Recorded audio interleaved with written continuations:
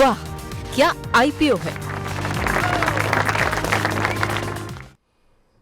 खास सेगमेंट हमारा वाह क्या आईपीओ है, जिसमें हम कोशिश करते हैं प्राइमरी मार्केट से जुड़ी हर एक खबर आपको बताएं, और न सिर्फ खबर बताएं बल्कि उस खबर का असर क्या होगा।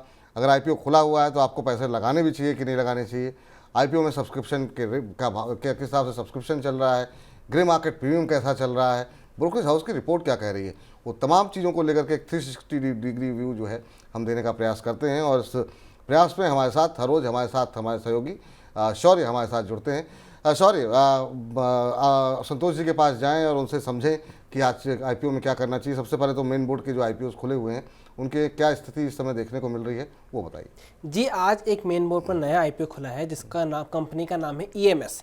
उसके अगर हम आईपीओ की डिटेल्स देखें पहले तो प्राइस बैंड है 200 से लेकर 211 रुपये।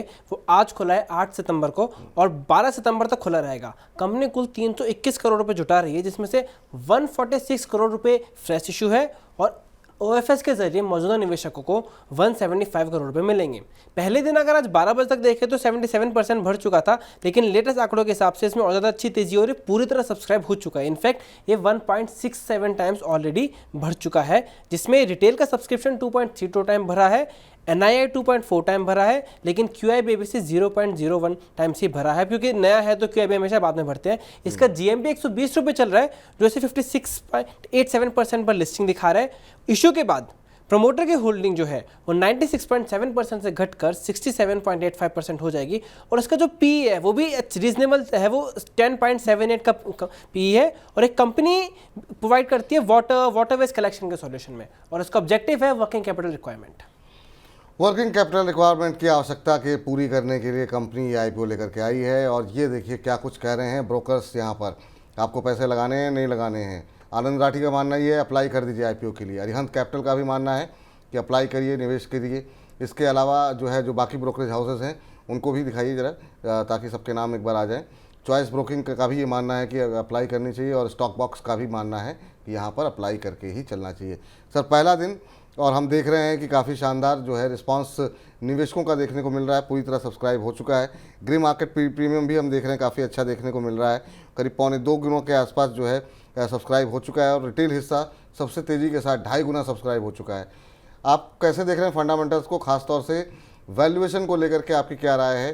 क्या आम निवेशकों के लिए टेबल पर कुछ छोड़ा गया है? डेफिनेटली मुझे लगता है कि इस आईपीओ में अप्लाई करना चाहिए, क्योंकि एक जो है यहाँ पर एक अपॉर्चुनिटी दिख सकती है, क्योंकि सस्ता आईपीओ लाया जा रहा है। देखिए, जैसा कि सौर्य बता रहे थे कि 10.7 के आसपास का जो है प्राइस टू अर्निंग मल्टीपल्स रखा गया है, और जिस जगह पे काम करती है कंपनी, जो कह लें कि वेस्ट वाटर ट्रीटमेंट के तरह से जो काम करती है कंपनी, उसमें काफ़ी आने वाले दिनों में अपॉर्चुनिटीज़ हैं, और कंपनी को रीजनेबली अच्छी तरह से प्राइस किया गया है। अपॉर्चुनिटी हो सकती है पैसा कमाने की, तो मुझे लगता है कि इस स्टॉक में अप्लाई करना चाहिए, इसके आईपीओ में। सर, जो लोग अप्लाई करना चाह रहे हैं उनको मतलब क्या लिस्टिंग इनके लिए अप्लाई करना चाहिए, या आपको लग रहा है कि फंडामेंटल्स भी अच्छे हैं लॉन्ग टर्म के लिए, क्या स्ट्रेटजी अपनाने की सलाह रहेगी आपकी? देखिए, मुझे लगता है कि चूंकि मार्केट काफ़ी ज़्यादा बढ़ चुके हैं, तो आपको पहली चीज़, और लिस्टिंग गेन अच्छा दिख रहा है, क्योंकि ग्रे मार्केट प्रीमियम आपको इंडिकेट कर रहे हैं, और अगर उस तरह से लिस्टिंग होती है तो कह लें कि इसके अर्निंग मल्टीपल्स भी थोड़े बढ़ जाएंगे। तो मुझे लगता है कि आईपीओ में अगर आपको जैसा 100 रुपए दिखा रहा है वहां पे मिलता है, तो आपको आईपीओ में बुक कर लेना चाहिए अगर जैसे ही लिस्टिंग होती है। तो अगर इतना इस तरह का रिटर्न मिलता है तो आईपीओ में आप जो है आपको लिस्टिंग गेन जो है लेकर के निकल जाना चाहिए। अब ये अलग बात है कि आईपीओ में आपको शेयर मिल पाते हैं या नहीं, क्योंकि रिटेल पार्टिसिपेशन हम देख रहे हैं काफ़ी बढ़ता हुआ दिखाई दे रहा है। चलिए, तो यहाँ पर अप्लाई करने की सलाह है। लॉन्ग टर्म व्यू क्या है सर आपका इस पर? ठीक है, लॉन्ग टर्म जिस क्षेत्र में है, मुझे लगता है कि कंपनी मतलब काम अच्छे रहेंगे, मिलेंगे, लेकिन चूंकि कंपनी के नंबर्स जो है going up to the IPO काफी बढ़ते हुए दिखते हैं, तो थोड़ा टाइम जरूर देना चाहिए। इसके बाद लिस्टिंग के बाद नंबर्स कैसे आ रहे हैं, उस तरह से सेक्टर वाइज व्यू मेरा पॉजिटिव है। सेक्टर वाइज व्यू पॉजिटिव है, लेकिन एक बार लिस्टिंग हो जाए उसके बाद से स्ट्रेटजी लॉन्ग टर्म की हम प्लान करते रहेंगे, क्योंकि वाह के आईपीओ है तो हर रोज़ हम लेकर के आ ही रहे हैं। सॉरी, यहाँ पर तो जो है ज़्यादातर जो ब्रोकरेज हाउसेस थे उनकी मोहर भी लग गई, संतोष जी की भी मोहर लग गई कि जो लोग अपने पैसे लगाना चाह रहे हैं वो निवेश कर सकते हैं। कम से कम लिस्टिंग एंट्री तो कर ही सकते हैं। बाकी जो वहाँ पे क्या चल रहा है, जुपिटर लाइफ में क्या इस समय स्थिति देखने को मिल रही है? जी, जुपिटर लाइफ से पहले बोलने से भी संतोष जी ने नंबर्स की बात करी थी। एक बार दर्शकों को बता दें कि इसका जो प्रॉफिट है वो 2020 में 72 करोड़ था, जो बढ़कर 108 करोड़ हो गया, यानी कि अच्छी खासी तेजी कुछ साल में प्रॉफिट में दिखी है। अब अगर जुपिटर लाइफ साइंस में आए तो इसमें बहुत ही, जुपिटर लाइफ लाइन हॉस्पिटल, इसमें एक अच्छा रिस्पॉन्स दिख रहा है। वो 20.85 टोटल सब्सक्राइब हो चुका है लेटेस्ट आंकड़ों के हिसाब से, जिसमें रिटेल का सब्सक्रिप्शन सिर्फ 6 गुना के आसपास सब्सक्राइब हुआ है, लेकिन जो QIP का सब्सक्रिप्शन है वो लगभग 44.5 टाइम्स सब्सक्राइब हो चुका है, यानी वो अच्छा रिस्पांस दिखा रहे हैं। और अगर इसके हम GMP की बात करें तो जुपिटर लाइफ लाइन का GMP चल रहा है 225 रुपीज़ का 735 की प्राइस पर, जो इसे 30.61% के प्रीमियम पर लिस्टिंग दिखा रहा है। तो यहाँ पर सब्सक्रिप्शन जो है आंकड़े जो है करीब रिटेल हिस्सा 6 गुना करीब सब्सक्राइब हो चुका है। हैंसेक्स सिक्योरिटीज़ कह रही है कि अप्लाई कीजिए, निर्मल बैंक की तरफ से भी अप्लाई की सलाह है, रिलायंस सिक्योरिटीज़ की तरफ से भी अप्लाई की सलाह है, SBI कैप सिक्योरिटीज़ की तरफ से अप्लाई की सलाह दी जा रही है। और ओवरऑल सब्सक्रिप्शन के आंकड़े जो है वो 21.58 गुना सब्सक्राइब हो चुका है। यहाँ पर क्या स्थिति देखने को मिल रही सर? प्राइस बैंड संतुष्ट कर रहे हैं आपको? आज आखिरी दिन है, क्या नंबर्स काफ़ी तेज़ी से बढ़ते हुए भी दिखाई देंगे अभी तो जो सब्सक्रिप्शन के आंकड़े हैं? देखिए, सब्सक्रिप्शन के आंकड़े तो ओवरऑल मार्केट कंडीशन को रिफ्लेक्ट करता है। कंपनी फंडामेंटल को थोड़ा कम करते हैं, क्योंकि लोग जो है ज़्यादा मार्केट सेंटिमेंट अगर अच्छा होता है तो अप्लाई करते हैं। बिल्कुल। मुझे लगता है कि IPO थोड़ा सा प्राइसी है। डेफिनेटली इसमें कुछ रूम्स दिख रहे हैं, बट थोड़ा प्राइसी है।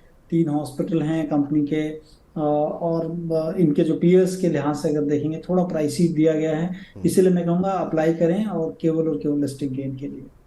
थोड़ा महंगा लग रहा है, हो सकता है बाज़ार के अंदर जो सेंटिमेंट बना हुआ है उसके चलते जो है आपको एक सकारात्मक रुख देखने को मिले, जो ग्रे मार्केट प्रीमियम है उसकी वजह से लिस्टिंग गेन अच्छा मिल जाए, तो वो जो मिल रहा है तो निकल जाइए। लेकिन वैसे अगर ओवरऑल देखा जाए तो संतोष जी को ये थोड़ा महंगा जो है वो लग रहा है प्राइस बैंड जो है। चलिए, तो ये 2 IPO की बात हो गई जो मेन बोर्ड के थे। SME के सारे IPO सर जो है फटाफट आप बता दीजिए, ताकि एक छोटी सी टिप्पणी पूछ ली जाए। अगर संतोष जी ट्रैक करते होंगे तो उन IPO पर क्या करना है? जी, आज SME में 3 IPO नए खुले हैं और एक IPO ऑलरेडी खुला हुआ था। सबसे पहला जो IPO खुला है वो यूनी हेल्थ कंसल्टेंसी, उसका प्राइस बैंड है 126 से लेकर 132 रुपीज़ का। वो 8 से 12 सितंबर तक खुला रहेगा और कंपनी कुल 56.55 करोड़ रुपए जुटा रही है। और आज 12 बजे तक ये 22% बढ़ा था, लेकिन अब देखें तो 36% बढ़ चुका है। और इसका GMP चल रहा है 30 रुपये, जो इसे 22.73% पर लिस्टिंग दिखा रहा है। और कंपनी का ऑब्जेक्टिव है कैपिटल एक्सपेंडिचर और वर्किंग कैपिटल रिक्वायरमेंट। ये हेल्थ केयर सर्विस कंपनी है मुंबई में, जिसके अफ्रीका में भी ऑपरेशंस हैं। इसका दूसरी कंपनी आती है जीवन राम सिद्धोत्री इंडस्ट्रीज, उसका प्राइस है 23 रुपीज़। ये भी 8 से 12 सितंबर तक खुला है और इसका IPO और छोटा है। इस 17.07 करोड़ का IPO साइज है। ये आज 12 बजे तक ही पूरा भर चुका था, 1.16 टाइम भर चुका था। और इसको लेटेस्ट फिगर देखें अगर, तो लेटेस्ट भर चुका है 2.14 टाइम्स। और इसको 15 रुपीज़ का GMP मिल रहा है 23 रुपीज़ के प्राइस पे, जो 65.22% के प्रीमियम पर लिस्टिंग दिखा रहा है। Company industry safety gloves garments के कारोबार में है और इसका ऑब्जेक्टिव है वर्किंग कैपिटल और लोन रिपेमेंट। तीसरा जो IPO खुला है वो है मेसन्स वाल्स SME पर। इसका प्राइस है 102 रुपये। ये भी 8 से 12 सितंबर तक के लिए खुला है। इसका IPO का साइज है 31.09 करोड़ रुपए, जिससे पूरा ही फ्रेश इशू है। ये भी आज 12 बजे तक पूरी तरह सब्सक्राइब हो चुका था और इसका GMP चल रहा है 90 रुपीज़, जो इसे 88.24% के प्रीमियम पर लिस्टिंग दिखा रहा है। ये वेल्स, एक्चुएटर्स, स्टेनर्स के कारोबार में है और कंपनी का ऑब्जेक्टिव है परचेसिंग पावर PPM खरीदना और वर्किंग कैपिटल रिक्वायरमेंट के लिए इशू किया जा रहा है। और एक IPO ऑलरेडी खुला हुआ था काहन पैकेजिंग, जिसमें आज 12 बजे तक ही 280 से ज़्यादा गुना सब्सक्राइब हो चुका था। इसका GMP चल रहा है 72 रुपीज़, जो उसे 90% के ऊपर लिस्टिंग दिखा रहा है। चलिए, तो ये SME IPOs की लिस्ट आपके सामने है और यहाँ पर कुछ एक IPOs ऐसे हैं जहाँ पर हम देख रहे हैं कि सब्सक्रिप्शन काफ़ी अच्छा देखने को मिल रहा है। हालांकि कुछ एक पे जो राय आ रही है वो अवॉइड की आ रही है। काहन पैकेजिंग का IPO पर दिलीप दाड़ा साहब की राय है कि अवॉइड करें। इसके अलावा सर संतोष जी आपकी राय जानना चाहेंगे कि अभी जो आज जो 3 IPOs खुले हुए हैं और एक जो IPO पहले से खुला हुआ है, इनमें से किसी को आप ट्रैक करते हो तो आपकी टिप्पणी। दिलीप दाड़ा साहब का मानना ये है ब्रोकरेज हाउसेस की तरफ से कि जीवन राम सिद्धोत्री में फ़िलहाल में अप्लाई की सलाह है। दूसरे IPOs पे शायद अवॉइड की सलाह यहाँ पर मेसन वॉल्स में दी गई है दिलीप दाड़ा की तरफ से। संतोष जी, इनमें से किसी को आप ट्रैक करते हो, कोई टिप्पणी करना चाहें, यहाँ पे कोई अच्छा लग रहा हो, किसको आप अवॉइड करने की सलाह देंगे?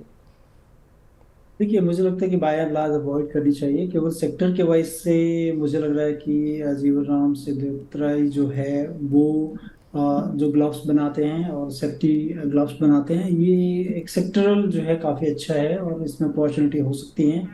तो अगर कर रहे भी हैं तो केवल लिस्टिंग गेन के लिए करें। ये सेक्टर मुझे अच्छा लगता है, बट कंपनीज को मैं बहुत ज़्यादा इसमें फॉलो नहीं करता हूँ। चलिए, तो अच्छी बात है। और यहाँ पर जो है ज़्यादातर एसएमई को फिलहाल अवॉइड करने की सलाह संतोष जी की तरफ से आती हुई यहाँ पर दिखाई दे रही है। शौर्य, बहुत बहुत शुक्रिया आपका आज की इस चर्चा में जुड़ने के लिए, वो तमाम आंकड़े जो है हमारे दर्शकों के साथ शेयर करने के लिए। तो कहाँ पर आपको अप्लाई करना है आईपीओ में, कहाँ नहीं करना है, इसकी जानकारी पल पल की अगर आपको चाहिए आईपीओ बाजार से जुड़ी हुई, तो हर रोज़ जुड़ जाइए हमारे साथ 1:45 बजे। और अलग से भी यूट्यूब पे हम अपने खास सेगमेंट वाह क्या आईपीओ है को अपलोड करते हैं और आप लोग ऐसे ही पसंद करते हैं।